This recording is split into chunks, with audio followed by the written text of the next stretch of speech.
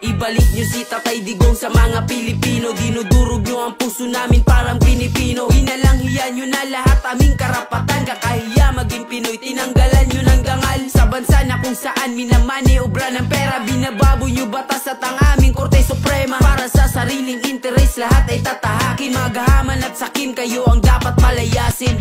Parang winalan nyo kami ng ama, isang tunay na leader na mahal namin talaga. Hinangad niya lang sa bayan natin maipadama ang saganang pamumuhay na walang takot na dala. Binangga niya ang lahat para ang bayan ni Juan makatikim na mapayapang buhay at masimulan na tumayo at makabangon dahil sa kaululan ng mga ganid na politikong walang kabuluhan. Turugista, kriminal, rapist at magnanakaw. Tinugis niya at ang kamay na bakal ng ibabaw. Kaya maraming elitista na sa kanya ayaw, dahil di siya kayang diktahan ng mga utak bangaw. Pas ngayon niyuyurakan ang pangalan niyan, dala ng mga taong nasa posisyon mapagsamantala. Mga walang utang na loob na dinadala, pagtanaw na lang sana pinalibing ang kanyang ama. Ibalik nyo si Tatay Digong sa mga Pilipino. Dinudurog nyo ang puso namin parang Pinipino. Inalanghiyan nyo na lahat aming karapatan. Kakahiya maging Pinoy, tinanggalan nyo ng dangal. Sa bansa na kung saan minamani obra ng pera. Binababoy nyo batas at ang aming Korte Suprema. Para sa sariling interes lahat ay tatahakin. Magahaman at sakim, kayo ang dapat palayasin. Halatang pamumulitika, handa nilang